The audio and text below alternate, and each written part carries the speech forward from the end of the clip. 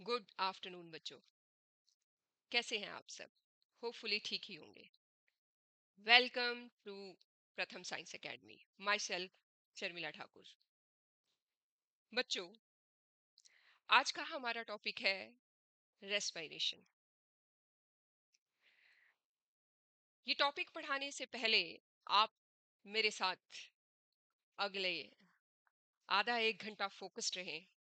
उसके लिए मैं आपको मोटिवेशन देना चाहूंगी। बच्चों, याद रहे कि मर्यादा से परे आजादी, मर्यादा से परे आजादी गुलामी ही कहलाती है। अगर आप ये समझ रहे हो कि आज जो बच्चे मोबाइल देख रहे हैं, आज जो बच्चे पढ़ाई को टाइम नहीं दे रहे, वो आजाद हैं, तो उनकी गुलामी आप कल देखोगे जब वो दूसरों की नौकरी करोगे और आप एजुकेशन लेके अपना स्टार्टअप करोगे, अपनी एकेडमीज खोलोगे, अपनी फैक्ट्रीज खोलोगे। उन्हें मत देखिए, अपनी सांसों को, क्योंकि आज का टॉपिक रेस्पिरेशन है। तो अपनी सांसों को, सांसों से जो एनर्जी निकल रही है उसको सही जगह इस्तेमाल करो। ये एनर्जी कैसे निकल रही है, इस प्रोसेस को पढ़ते पढ़ते, याद करते करते आपको पता लगेगा कि आज से मुझे हर सांस को सही इस्तेमाल करना है। चलिए, रेस्पिरेशन। बच्चों, हमारे पास एनसीईआरटी ने, as my focused is completely on NCERT, NCERT की कोई चीज छूटे ना, क्योंकि मैं देख रही हूँ बहुत सारे यूट्यूब चैनल्स हैं जो मतलब नोट्स बना देते हैं और नोट्स से आपको पढ़ा रहे हैं, और बहुत सारी बातें बीच में छूट जाती हैं। मैं नहीं चाहती कि आपकी कोई भी लाइन से कोई भी क्वेश्चन छूटे। आप हर लाइन से, मैं हर लाइन आपको पढ़ाऊंगी और उसका मतलब बताऊंगी। So activity 5.4, take some freshly prepared lime water. So what is lime water? Lime water is calcium hydroxide. क्या होता है? Calcium hydroxide. हमने क्या लेना है? Freshly prepared lime water. Test tube में ले लिया हमने, और उसमें हमने अपनी सांस डाल दी। सांस डालने के बाद आप देखोगे, डालते ही वो मिल्की टर्न हो जाएगा। What does it shows? It shows the presence of, ये बताता है कि हमारी सांस में कार्बन डाइऑक्साइड है, क्योंकि कार्बन डाइऑक्साइड ही लाइम वाटर को मिल्की टर्न कर सकती है। ये एक एक्टिविटी है, ये बताने के लिए कि हमारी सांसों में कार्बन डाइऑक्साइड होती है। एक और एक्टिविटी है, activity 5.5। Look at this activity. This is the second activity. This, so take some fruit juice. आपको फ्रूट जूस लेना है या फिर शुगर सॉल्यूशन। शुगर सॉल्यूशन आपने लिया और उसमें यीस्ट डाल दी। क्या डालनी है? यीस्ट। ये मेन, शुगर सॉल्यूशन में यीस्ट। ठीक है, और टेस्ट ट्यूब को फिट कर देना है। कर दिया। डालने के बाद आप देखोगे कि इसमें भी CO2 रिलीज होगी, ये फर्मेंट हो जाएगा, CO2 रिलीज हो जाएगी। तो ये दो एक्टिविटीज हैं जो यहाँ मेंशन थी। मैंने इन्हें नेक्स्ट पेज पे अच्छे से देखिए, इनको आपको शो किया है। फर्स्ट एक्टिविटी जो हमने की, उसमें हमने लाइम वाटर लिया था, CaOH twice solution. When you bubble CO2 through clear lime water, it reacts to form solid CaCO3। वो मिलके क्यों टर्न हो गया था? क्योंकि ये हमारी जो CO2 थी, वो लाइम वाटर के साथ रिएक्ट करके CaCO3 बनाती है और लिक्विड को मिल्की टर्न कर देती है या फिर क्लाउडी वाइट। तो ये है हमारी फर्स्ट एक्टिविटी, जिसमें CO2 जब लाइम वाटर के साथ जुड़ती है तो CaCO3 बना देती है। और सेकंड है हमारे पास सेलुलर रेस्पिरेशन और फर्मेंटेशन भी शो कर सकती है CO2 का test. Yeast consume sugar, breaks it down and release CO2 as a waste product. तो ये हमने सेकंड एक्टिविटी में देखा। ठीक है, ये थी हमारी सेकंड एक्टिविटी। ओके, ये सो फर्मेंटेशन के थ्रू हमने CO2 का टेस्ट देखा, और हमने लाइम वाटर के थ्रू CO2 को पास करके देखा। नेक्स्ट है हमारे पास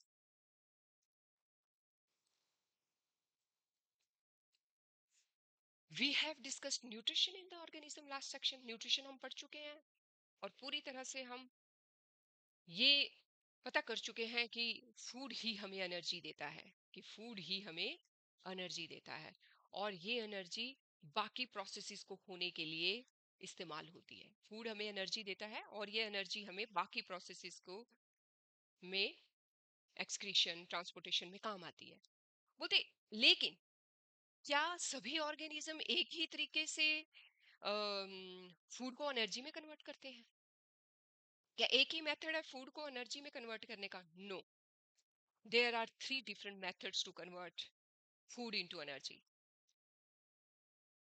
बच्चों, मेरी बात दोबारा सुनिए, कि एक ही तरीका नहीं है फूड को एनर्जी में बदलने का। There are 3 different methods to convert food into energy.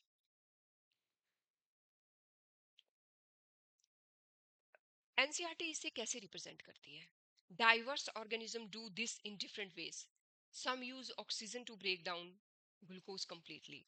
बोलते कुछ ऑर्गेनिज्म, हमारे जैसे ऑर्गेनिज्म, क्या करते हैं, पूरी तरह से ग्लूकोज को तोड़ने के लिए पूरी ऑक्सीजन चाहिए, अच्छी ऑक्सीजन चाहिए, एरोबिक प्रोसेस चाहिए, तभी हम ग्लूकोज को तोड़ के कार्बन डाइऑक्साइड और वाटर में कन्वर्ट कर सकते हैं।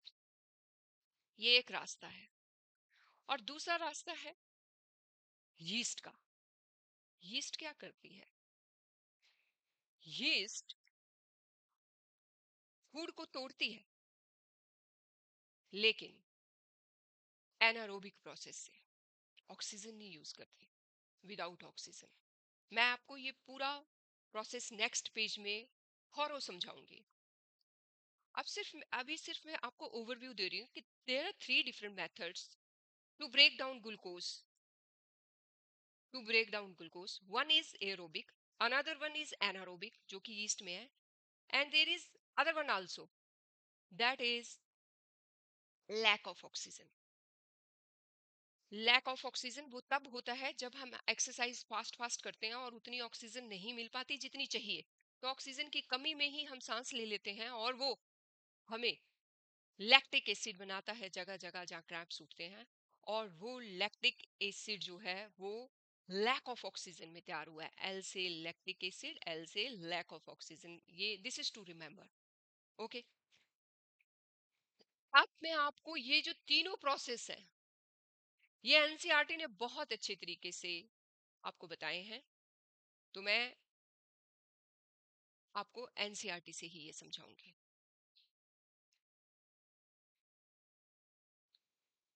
ये है नेक्स्ट पेज पे हम आगे हैं। कितना टाइम लगा बच्चों? कितना टाइम लगता है? एक पेज को 10 मिनट भी नहीं लगते हैं, और फिर भी हम पढ़ने के लिए आलस करते हैं। क्यों? जरा सोचिए। ये है ये है वो प्रोसेसेस, ये है वो प्रोसेसेस, 3 प्रोसेसेस। मैं आपको एक बात बता दूं, हर दूसरे या तीसरे साल इसमें से जरूर क्वेश्चन पड़ता है। तो स्टे फोकस्ड। होता क्या है कि ग्लूकोज न्यूट्रिशन से तैयार हो चुका है। कल डाइजेशन से हमने ग्लूकोज तैयार कर लिया था। अब ये ग्लूकोज हर सेल के साइटोप्लाज्म में पड़ा हुआ है, head to toe it is present in every cell of the cytoplasm. बच्चों याद रखिए कि ये ग्लूकोज 6 कार्बन का मॉलिक्यूल है। इसका फार्मूला है C6H12O6। ये 6 कार्बन है इसमें, ये साइटोप्लाज्म में है, और ये ब्रेक डाउन होगा, और ब्रेक डाउन होके ये बनाएगा पायरूवेट। ये कहाँ टूटा बच्चों? कीप इन माइंड, साइटोप्लाज्म में ग्लूकोज टूटा साइटोप्लाज्म में, और 6 से 3 मॉलिक्यूल का बन गया। तो 3 का बना तो कितने मॉलिक्यूल तैयार हुए पाइरुवेट के? 2, plus energy, plus energy. Okay, अब अब ये 3 तरीके से, ये पाइरुवेट 3 तरीके से सेल के माइटोकॉन्ड्रिया में टूट सकता है। Pyruvate in the presence of oxygen ये माइटोकॉन्ड्रिया में होगा। मैं आपको बार बार बता रही हूं कि ग्लूकोज 6 कार्बन का मॉलिक्यूल है, वो साइटोप्लाज्म में टूटेगा और पाइरुवेट बनेगा, 2 मॉलिक्यूल। और ये पाइरुवेट अब जब टूटेगा तो ये माइटोकॉन्ड्रिया में टूटेगा। This is another organelle of the cell, है सेल के अंदर, हर सेल के अंदर, powerhouse of the cell. So presence of oxygen में ये माइटोकॉन्ड्रिया में टूटेगा, ये माइटोकॉन्ड्रिया में होगी इन द प्रेजेंस, और ये कार्बन डाइऑक्साइड वाटर और एनर्जी में कन्वर्ट हो गया। एक प्रोसेस हम पढ़ चुके हैं और वो है एरोबिक प्रोसेस, जो ग्लूकोज से स्टार्ट हुआ, पाइरुवेट से होता हुआ, माइटोकॉन्ड्रिया में पाइरुवेट टूटता हुआ कार्बन डाइऑक्साइड वाटर और एनर्जी बनाता है। इसी तरह से दूसरा प्रोसेस सांस लेने का, वो है लैक ऑफ ऑक्सीजन में, जो माइटोकॉन्ड्रिया में नहीं, मसल सेल्स में होता है। मसल के सेल्स में, माइटोकॉन्ड्रिया के अंदर ही होता है, हर सेल में नहीं होगा ये। और ये कहाँ होगा? जहां पे जहां पे हमने एक्सरसाइज फास्ट फास्ट की और मसल सेल्स में ये जहां क्रैम्प उठ रहे हैं वहां होगा, और वहां लैक्टिक एसिड स्टोर हो जाएगा विद एनर्जी, विद एनर्जी। ये लैक्टिक एसिड भी 3 कार्बन का मॉलिक्यूल ही है। ये था लैक ऑफ ऑक्सीजन में लैक्टिक एसिड और एनर्जी। अब है ऑक्सीजन है ही नहीं, एनारोबिक प्रोसेस है, एनारोबिक ऑक्सीजन का ना होना, और ये होता है यीस्ट में। यीस्ट में अब पाइरुवेट किस तरीके से टूटता है? वो टूटने पर इथानोल, कार्बन डाइऑक्साइड और एनर्जी बनाता है। इथानोल, कार्बन डाइऑक्साइड और एनर्जी बनाता है। तभी आप देखेंगे ये जो फर्मेंट चीजें होती हैं, जिसको हम यीस्ट से फर्मेंट करते हैं, उसमें कार्बन डाइऑक्साइड से वो फ्लफी हो जाते हैं। बच्चों, ये पाथवे ग्लूकोज का टूटना 3 तरीके से बहुत इंपॉर्टेंट है। अपनी सांसों के बारे में जानना जरूरी है। आपने देखा कि किस तरह से ग्लूकोज टूट के पाइरुवेट बना, 3 कार्बन मॉलिक्यूल का। The other product of the, जो अब ये जो 3 कार्बन मॉलिक्यूल था पाइरुवेट का, इससे हमें क्या मिली? कार्बन डाइऑक्साइड और वाटर। क्या मिली? कार्बन डाइऑक्साइड और water. I am reading it. Since this process takes place in the presence of the oxygen, so it is a aerobic process. This first one, last from this side, huh? The release of the energy in this aerobic process is, और ये देखो, अब मैं ये read नहीं करती तो ये पॉइंट रह जाता आपको बताना, इसलिए नोट्स में चीजें रह जाती हैं, इसलिए मैं नोट्स नहीं बनाती, पूरा रीड करके आपको ये बता रही हूँ यहाँ पे कि ये जो एरोबिक प्रोसेस है, इसमें कई गुना एनर्जी निकलती है एनारोबिक प्रोसेस और लैक ऑफ ऑक्सीजन में जो प्रोसेस हो रहा है मसल सेल से, इससे कई गुना एनर्जी हमें मिलती है। किसमें? एरोबिक प्रोसेस में। तो ये क्वेश्चन आ सकता है, वो कौन सा प्रोसेस है रेस्पिरेशन का, वो कौन सा तरीका है जिसमें ज्यादा एनर्जी निकलती है, बहुत ज्यादा एनर्जी निकलती है एज कम्पेयर टू अदर? तो that is aerobic process. When there is a lack of oxygen muscle cells में होगा, है ना, ये अनदर पार्ट है, इसमें भी कम ही एनर्जी होगी as compare to aerobic. Okay, तो आपने देख लिया कि ये जो लैक ऑफ ऑक्सीजन है, इसमें लैक्टिक एसिड बना है और एनर्जी मिले बनी है ना, और ये क्रैम्प्स पैदा करता है। अब ये 4 लाइंस है एनसीईआरटी की जो मैं रीड करने जा रही हूँ। The energy release during cellular respiration is immediately used to synthesize molecule called the ATP. अब ये जो प्रोसेस है साइंस, आपने देखा कि जितने भी प्रोसेस है, इसमें भी एनर्जी निकली है, इसमें भी एनर्जी निकली है, इनमें सब में एनर्जी निकली है, लेकिन एनर्जी सबसे ज्यादा निकली है एरोबिक प्रोसेस में। और ये जैसे ही एनर्जी निकलेगी, ये एटीपी एटीपी बनेगी। एटीपी क्या है? Adenosine triphosphate. क्या है एटीपी? Adenosine triphosphate. भाई है क्या? ये तो इसकी फुल फॉर्म है ना, एडिनोसिन, एडिनोसिन ट्राइफॉस्फेट, हाँ, फॉस्फेट। ये एनर्जी की करेंसी है जिसमें बॉडी एनर्जी स्टोर करती है। जिस फॉर्म में एनर्जी स्टोर स्टोर होती है बॉडी में, वो एटीपी है। ये एनर्जी की करेंसी है। जैसे ही एनर्जी निकली, उससे क्या बन गया? एटीपी, सिंथेसाइज ए मॉलिक्यूल एटीपी, ठीक है, विच इज यूज टू, और जब एक्टिविटी हो रही है बॉडी में तब वो यूज हो जा रही है, वो एनर्जी, वो करेंसी फिर यूज हो रही है एक्टिविटी के दौरान। In these processes ATP is broken down. बोलते जब भी हम काम कर रहे हैं, हो क्या रहा है, जो रेस्पिरेशन से एनर्जी बनी थी ग्लूकोज के टूटने पे, पायरुवेट पे चेंज होने के, उसके बाद कार्बन डाइऑक्साइड और वाटर और एनर्जी जो तैयार हुई थी, ये एनर्जी जो एटीपी में स्टोर्ड है बॉडी में, जैसे ही हम काम करना शुरू कर रहे हैं, हमारी मसल्स की मूवमेंट हो रही है, हम बोल रहे हैं, उस वक्त हमें एनर्जी की रिक्वायरमेंट है, और ये एटीपी तब टूट रही है और तब हमें फिक्स्ड अमाउंट ऑफ एनर्जी दे रही है, which can be drive the, और बाकी ये एनर्जी फिर जिन चीजों को होने के लिए एनर्जी चाहिए, वो वाले रिएक्शन, मतलब उन रिएक्शंस में ये इस्तेमाल हो रही है सेल के अंदर। कोई problem? So simple, so simple. हुआ क्या? तीन तरीके हैं रेस्पिरेशन के, अलग अलग ऑर्गेनिज्म में अलग अलग है। यीस्ट में अलग है, मसल्स में अलग है, और मल्टी सेलुलर ऑर्गेनिज्म में अलग है। वो तीनों मैंने आपको बता दिया, और उसके बाद बताया कि ये जो एनर्जी इन तीन प्रोसेस के थ्रू रिलीज होती है, ये हमारी सेलुलर रेस्पिरेशन, हमारे सेल में एटीपी की फॉर्म में स्टोर हो जाती है। और जब एंडोथर्मिक रिएक्शंस जो हमारी बॉडी में हो रहे हैं, तब जब एनर्जी चाहिए उनको होने के लिए, वो एनर्जी एटीपी से हम तोड़ करके हम वो यूज कर लेते हैं। सो अब है हमारे पास yellow column, more to know. More to know में एनसीईआरटी क्या बोलती है? एनसीईआरटी बोलती है कि एटीपी एक ऐसी करेंसी है, ATP is energy currency for most cellular process. बोलते हैं एक एनर्जी करेंसी है जिससे बहुत सारे सेल के प्रोसेसेस किए जाते हैं। Energy release during the process of respiration, ये जो एनर्जी रेस्पिरेशन के दौरान निकली थी, ये एटीपी का मॉलिक्यूल बना लिया। कैसे बनाया? एडीपी पड़ी हुई थी और एडीपी ने फॉस्फेट लिया, फॉस्फेट के साथ ये एनर्जी ली, ये जो एकदम रेस्पिरेशन के बाद निकली है, ये एनर्जी ली, एडीपी प्लस फॉस्फेट जुड़ा इस एनर्जी से, और एटीपी बन गया, एटीपी बन गया। और ये एटीपी अब एंडोथर्मिक प्रोसेस के लिए इस्तेमाल होगा। एरोबिक प्रोसेस के दौरान जो एक ग्लूकोज एनर्जी प्रोड्यूस करता है, वो है 30.5 किलो जूल। एक ग्लूकोज का मॉलिक्यूल एटीपी की जो करेंसी है, उसमें जो एनर्जी होगी वो कितनी होगी? एक मॉलिक्यूल में 30.5 किलो जूल पर मोल। सोचो बच्चों, सोचो कि बैटरी किस तरह से एनर्जी प्रोवाइड करती है। बैटरी,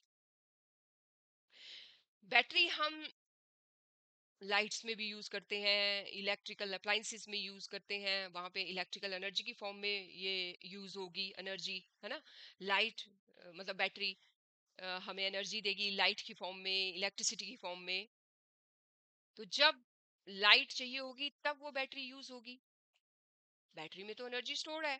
अ, इसी तरह से इलेक्ट्रिकल अप्लायंसेस जब चलेंगे, बैटरी में एनर्जी स्टोर है, वो यूज होंगे, वो एनर्जी बैटरी की यूज। उसी तरह से रेस्पिरेशन के दौरान एनर्जी निकली, एटीपी की फॉर्म में स्टोर रहेगी, जब मसल की कॉन्ट्रैक्शन और रिलैक्सेशन होगी तब एनर्जी इस्तेमाल होगी। So we are on the end of this page. कुछ भी नहीं था, आपने देखा, कुछ भी नहीं है, पढ़ाई इतनी मुश्किल नहीं है। हाँ, स्क्रीन पे आंखें खराब करना ज्यादा मुश्किल है, आंखों से पानी निकलता है, ठीक है। लेकिन यहाँ पे आप जब पढ़ोगे तो आपको पता लगेगा कि ज्ञान, ज्ञान की गंगा में डुबकी लगाना कितना जरूरी है। Since the aerobic respiration pathway depends on the oxygen, needs to ensure that there is sufficient intake of oxygen। बोलते क्योंकि एरोबिक प्रोसेस तो पूरी तरह से ऑक्सीजन के ऊपर डिपेंडेंट है, तो ये देखना पड़ेगा कि ऑक्सीजन पूरी तरह से मिले। ऐसा ना हो कि आप कमी में सांस लिए जा रहे हो और फाइनली आपको फाइनली आपको पूरी ऑक्सीजन नहीं मिल रही है और जगह जगह आपको आपका लैक्टिक एसिड स्टोर हो रहा है. We have seen that the plants exchange gases through stomata. Stomata के थ्रू गैसेस एक्सचेंज हुए थे. And the large intercellular spaces, और ये जो हमारे ना जो लीव्स होती हैं उनमें लार्ज इंटरसेलुलर स्पेसिस होते हैं. ये किस लिए? ये इंश्योर करते हैं कि एयर से oxygen in large air cellular spaces की से अंदर डिफ्यूज हो सके. अंदर प्लांट्स में, लीव्स में गॉड ने इस तरह का स्ट्रक्चर बनाया है कि लार्ज इंटरसेलुलर स्पेसिस उसमें बनाए हैं, खुला सरफेस एरिया बनाया है ताकि वो स्टोमेटा के थ्रू ऑक्सीजन को अंदर डिफ्यूज कर सके. और कार्बन डाइऑक्साइड, तो कह रहे carbon dioxide oxygen are exchange by the diffusion in case of plants, in case of plants. But in case of human beings diffusion is not sufficient, not sufficient बच्चों. अगर simply, मैं आपको एक बात बताती हूँ कि अगर सिंपली डिफ्यूजन से ही हम लोग सांस लेना, तो हमें 3 साल में एक ग्लूकोज का मॉलिक्यूल तोड़ पाए.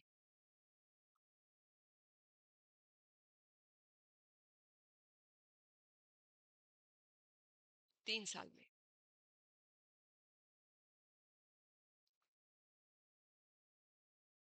और उसके लिए हमारे पास है haemoglobin.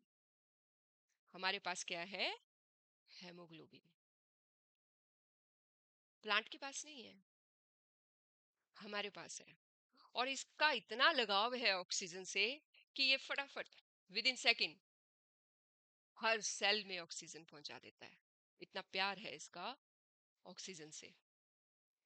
So the direction of this diffusion depends upon the environmental condition and the requirement of the plant. ध्यान देना मेरी बात पे. प्लांट की बात चल रही है. मैंने ना इसको इन लाइंस को सिंपल करके भी रखा है. नेक्स्ट उस पे पेज पे लिखा है, मैं वो भी आपको बताऊंगी, लेकिन एक बार रीड कर लेते हैं. कह रही है the direction of the diffusion depends upon the environmental condition and the requirements of the plant.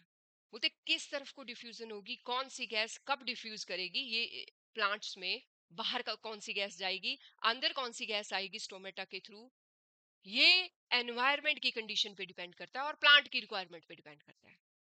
मैं फिर आपको बता रही हूँ कि diffusion diffusion of gases environmental condition पे डिपेंड करता है प्लांट्स में. एट नाइट जब रात होती है, when there is no photosynthesis, रात में फोटोसिंथेसिस नहीं होती. लोग कहते हैं पेड़ों के नीचे नहीं सोना है. क्यों? क्योंकि रात में CO2 रिलीज होती है भाई, दिन में O2 रिलीज होती है. हो डिफ्यूजन हो रहा है, डिफ्यूजन हो रहा है, लेकिन प्रोसेस उल्टा हो गया है. When there is no photosynthesis occurring, जो कि कब होता है? रात में. तब CO2 एलिमिनेशन होती है बाहर को, है ना, गोइंग आउट. और दिन में क्या होता है? दिन में CO2 अंदर ली जाती है और O2 बाहर छोड़ी जाती है. तो रात में रेस्पिरेशन हो रही है, फोटोसिंथेसिस नहीं हो रही. क्या हो रही है? रेस्पिरेशन हो रही है प्लांट्स में. Hence there is no CO2 release. कह रहे हैं during the day CO2 is generated, during respiration is used up for the photosynthesis. Okay, day time में CO2 फोटोसिंथेसिस में यूज हो रही है और O2 में रिलीज हो रही है. Instead oxygen release is the major event at the day time. ठीक है, मैंने ये फ्लो चार्ट में आपको समझाने की कोशिश की है. ये है मेरे पास respiration in plants, exchange of gases occurs through stomata. Day time में क्या हो रहा है? देखिए ध्यान से.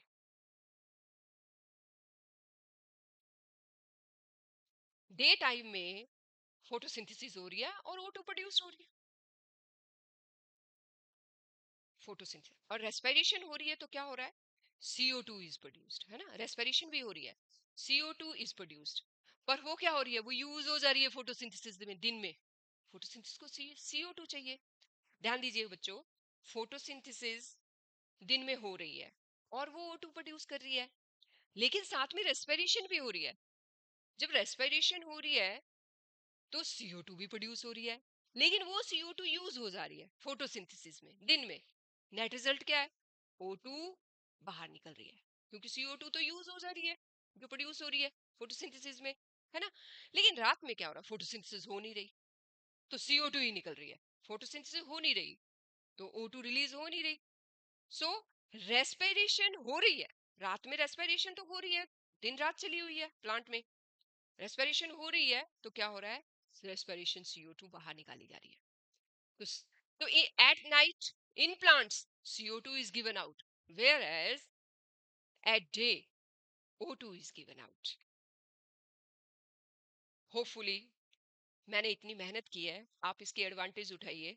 ठीक है, इस काम के लिए मुझे 1 घंटा लगा है, आपका ना लगे। Learn it, grasp it, follow it, औरों को भी समझाइए, सब्सक्राइब करें, और अच्छे अच्छे आपको मैं इस तरह के फैक्ट्स निकाल के दूंगी। आगे इसी पेज पे हम पढ़ने जा रहे हैं फिश के बारे में। फिश फिश क्या करती हैं? फिश वाटर लेती हैं माउथ से।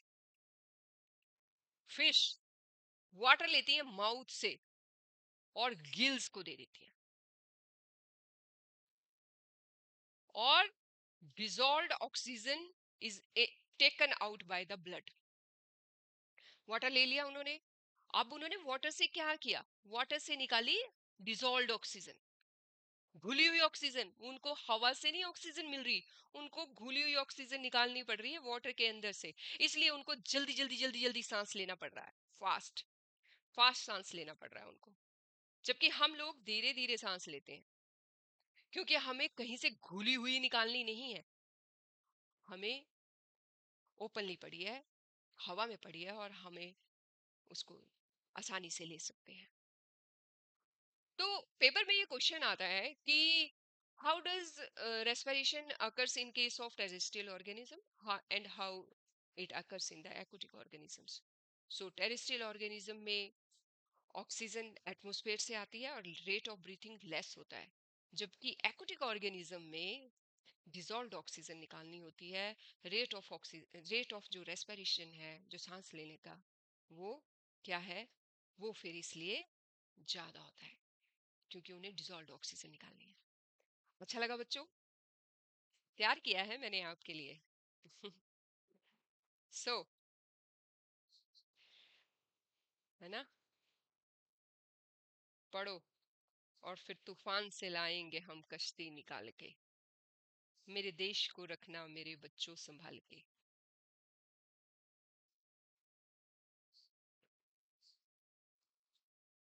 सो ये पेज मैं आपको खत्म कर चुकी हूँ।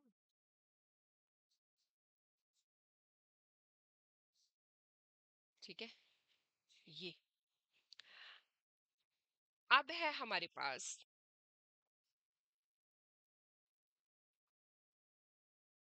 Yes in humans.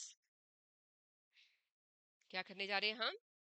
In humans, in humans. ये टेरेस्ट्रियल और ये एक्वेटिक हम कर चुके हैं। इन ह्यूमंस, ह्यूमन पे मैं बाद में जाऊंगी, मैंने इसका फ्लो चार्ट बना के रखा है आपके लिए, मेहनत की है मैंने, आप भी करो। More to know, using tobacco directly और any product of tobacco in the form of cigar, cigarette, bidis, hookah, gutkha पीता है आपके दोस्तों में कोई? प्लीज उन्हें समझाएं, अगर आप उनसे प्यार करते हैं तो ये छुड़ाएं। हार्मफुल है, बहुत ज्यादा हार्मफुल है। It causes lung cancer, heart disease, liver disease, heart attacks, strokes, pulmonary disease, इतने सारे इसके साइड इफेक्ट्स हैं। तो प्लीज अपने फ्रेंड्स को, या आप खुद भी पीते हैं तो आज ही छोड़ दीजिए। अब हम चलेंगे ह्यूमन बीइंग के रेस्पिरेटरी सिस्टम पे, इस पे चलेंगे ह्यूमन बीइंग के रेस्पिरेटरी सिस्टम में। I am reading it. In human beings, air is taken into the body through nostrils. हवा कहाँ से आई? दो, two nostrils, two nostrils. Okay, ये है nostrils. The air passing through the nostrils filtered by the, और ये यहाँ से जा रही है बीच में हेयर से, किस लिए है? डस्ट पार्टिकल को कैप्चर करने के लिए, क्योंकि वो अगर अंदर जाएंगे तो हमारे पैसेज को खराब कर सकते हैं, हमारी ब्रोंकियाई, ब्रोंक्यूल्स, एल्वेलाई को खराब कर सकते हैं, जो कि बहुत डेलिकेट ऑर्गन है बॉडी में। सो यहीं पे हेयर उन्हें कैच कर लेते हैं। अब ये पैसेज जो है म्यूकस से भी लाइन किया गया है, ताकि और भी कोई बारीक कण है तो वो उसमें फंस जाए। पूरे जाल भगवान ने बिछाए हुए हैं डस्ट को रोकने के लिए नोज के अंदर। और उसके बाद एयर पास होगी। अब एयर कहाँ पहुंची? थ्रोट से होते हुए लंग्स तक जाएगी। एयर का पैसेज कोलैप्स ना हो जाए तो रिंग्स ऑफ कार्टिलेज बनाए गए हैं थ्रोट में। ये क्वेश्चन आ सकता है बच्चों 1 मार्क्स में, रिंग्स ऑफ कार्टिलेज क्यों बनाए गए हैं, या वो कौन सी चीज है जो एयर पैसेज को कोलैप्स होने से बचाती है? वो है रिंग्स ऑफ कार्टिलेज। निकाल ले इसको साइड में, rings of cartilage, rings of cartilage, rings of cartilage. Actually हमारी डॉक्टर राइटिंग हो जाती है ना, आधे डॉक्टर तो होते ही हैं हम लोग साइंस स्टूडेंट्स। ठीक है। सो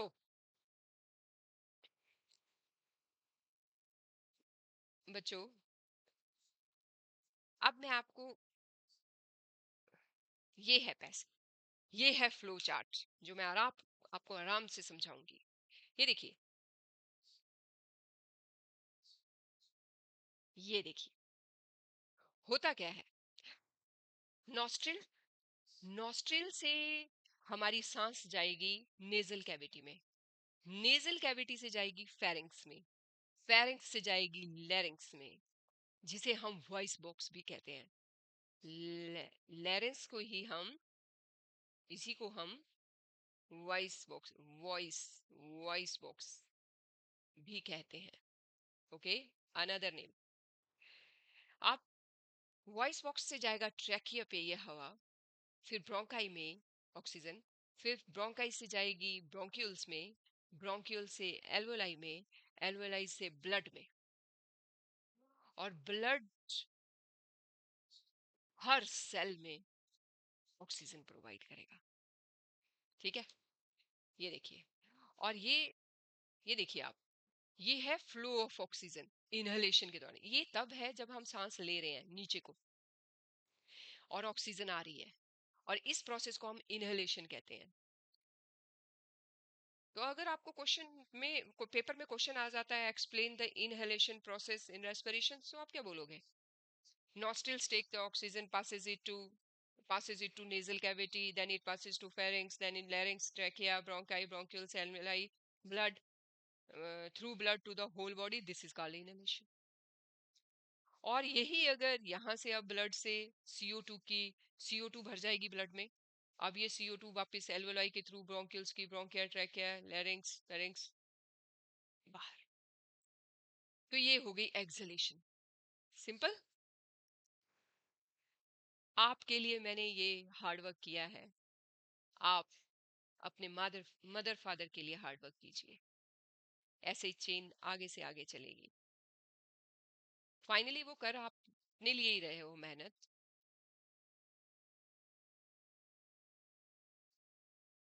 सो बच्चों, ये देखिए, जो मैंने फ्लो चार्ट बनाया था वो अब मैं आपको फिगर के थ्रू रिप्रेजेंट कर रही हूँ। ये देखिए, ये देखिए आप, देखिए अपने अंदर सांस लेने वाला ऑर्गन में, सांस लेने वाले ऑर्गन कौन कौन से वो देखिए। ये देखिए, देखिए नेजल पैसेज, देख रहे हैं आप, ये नेजल पैसेज, ये ये माउथ कैविटी, ये फेरिंग्स। तो ये आ गया नॉस्ट्रिल से हो गए ये नेजल पैसेज है।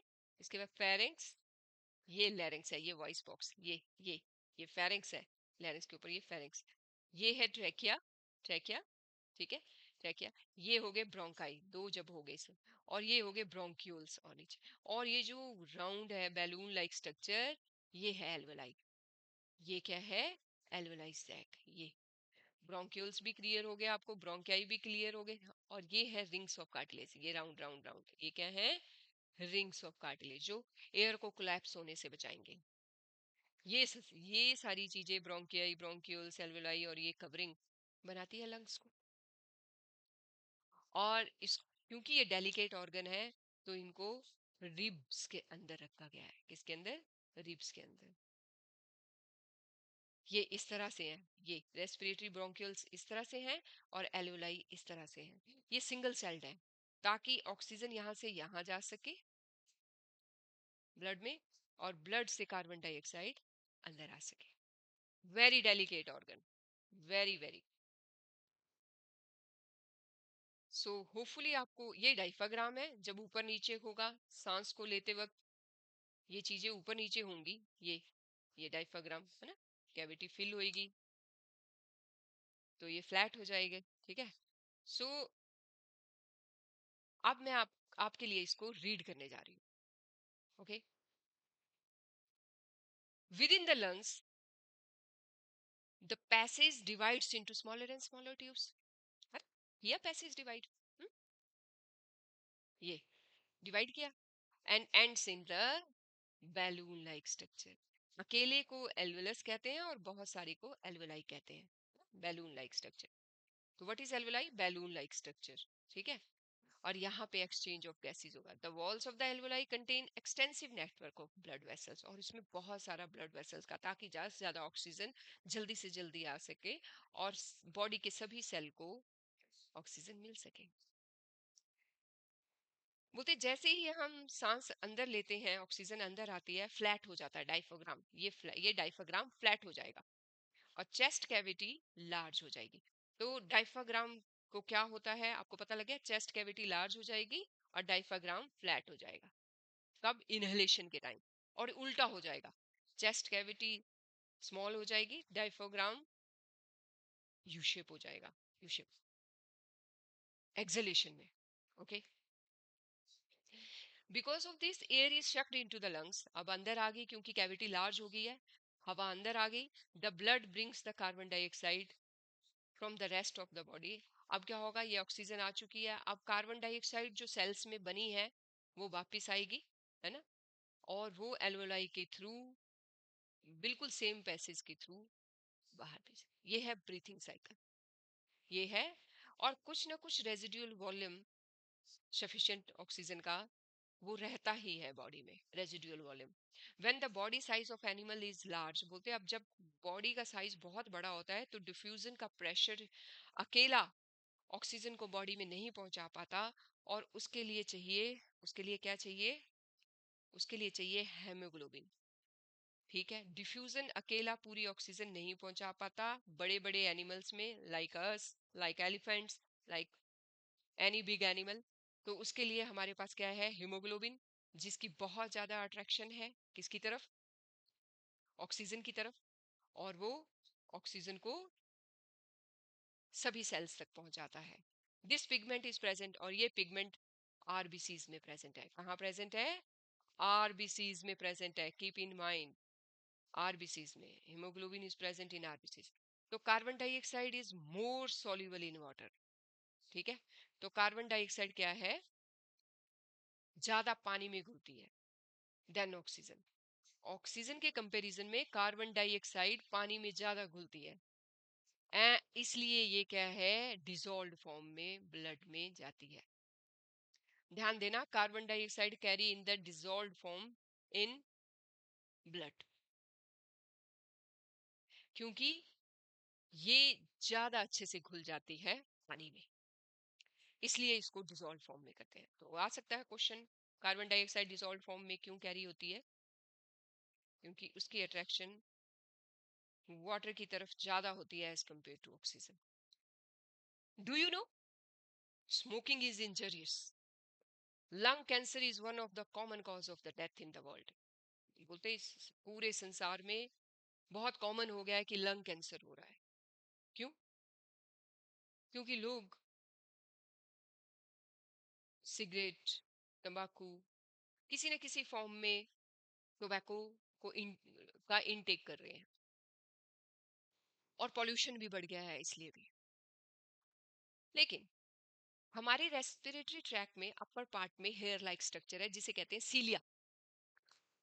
वो बाहर से जर्म या डस्ट, ये जितने भी पार्टिकल्स हैं उन सीलिया को तोड़ दे रहे हैं, और वो पार्टिकल्स फिर अंदर आसानी से चले जा रहे हैं, वो केमिकल्स आसानी से चले जा रहे हैं और फिर वो इन्फेक्शन कर रहे हैं, वो इन्फेक्शन कर रहे हैं।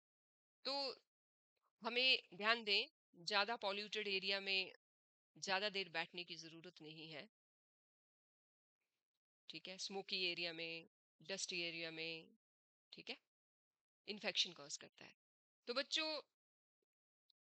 अब हैं हम last line of today's chapter, and the last line of NCERT क्या बोलती है रेस्पिरेशन की। बहुत नॉलेज है दोनों लाइन में।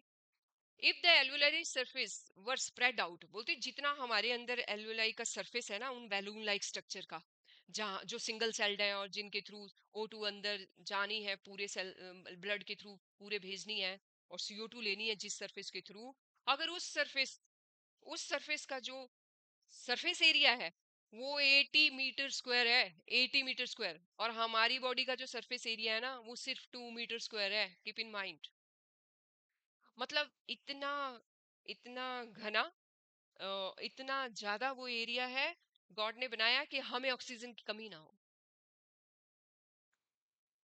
So how much do you think the surface area of your body? वो मैंने आपको बता दिया, 2 मीटर स्क्वायर। जबकि वो जो एल्वोलाई है, अगर उसको स्प्रेड किया जाए, पूरा खुल के स्प्रेड किया जाए, तो वो 80 मीटर स्क्वायर एरिया लेती है। ये है गॉड की प्लानिंग। सो एफिशिएंट एक्सचेंज के लिए, गैसियस एक्सचेंज के लिए इस तरह का स्ट्रक्चर तैयार किया गया है। ये बात लास्ट लाइन है हमारी रेस्पिरेशन की, रेस्पिरेशन टॉपिक की। Be happy. लास्ट लाइन ये है कि सिर्फ डिफ्यूजन ही से अगर ऑक्सीजन को कैरी करना हो पूरी बॉडी में, तो 3 साल लग जाएं एक मॉलिक्यूल ऑक्सीजन का टो तक पहुंचाने के लिए लंग्स से। एक मॉलिक्यूल सिर्फ एक मॉलिक्यूल ऑक्सीजन का टो तक पहुंचाने के लिए डिफ्यूजन से 3 साल लग जाएं। तो ये था आज का टॉपिक, रेस्पिरेशन। होपफुली मैं समझाने में कामयाब हुई होंगी, और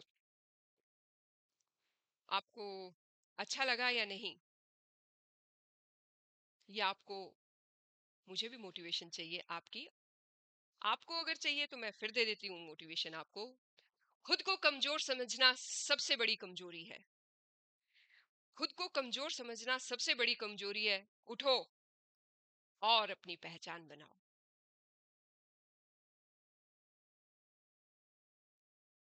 थैंक यू।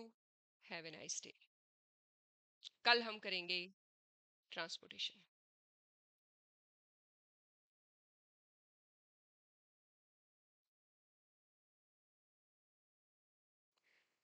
Good bye.